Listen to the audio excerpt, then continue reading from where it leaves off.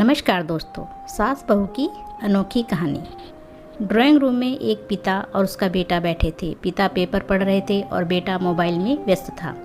अचानक drawing room में बैठे बाप बेटे दोनों को किचन से कोई कांच का बर्तन टूटने की आवाज़ आई।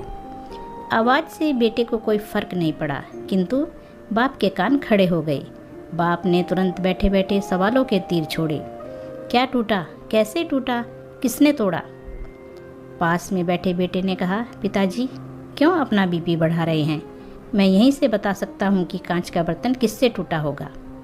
बाप ने कहा, बेटा बीपी तो बढ़ेगा ना, क्योंकि वो बर्तन फिर से खरीद कर तो मुझे ही देना पड़ेगा ना। चलो तुम ही बताओ बर्तन किसने तोड़ा होगा। बेटे ने कहा, माँ से टूटा होगा। पिता ने पूछा, क्यों?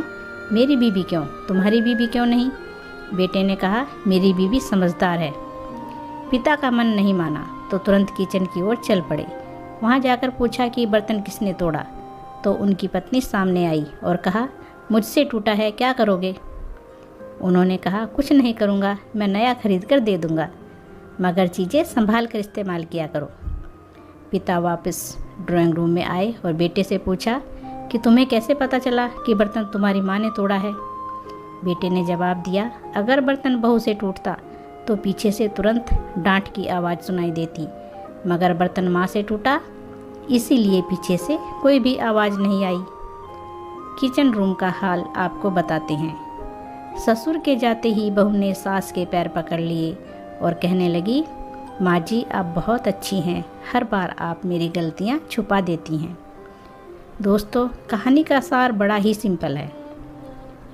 अक्सर हम लोग किसी भी सिचुएशन के बारे में अपनी अपनी धारणाएं पहले ही बना लेते हैं और सोचते हैं कि वही सच है, मगर ज़्यादातर बार ऐसा नहीं होता है। बात चाहे जो भी हो, सास बहू का रिश्ता ऐसा ही होना चाहिए, तभी घर घर बना रहेगा। तो दोस्तों, सास बहू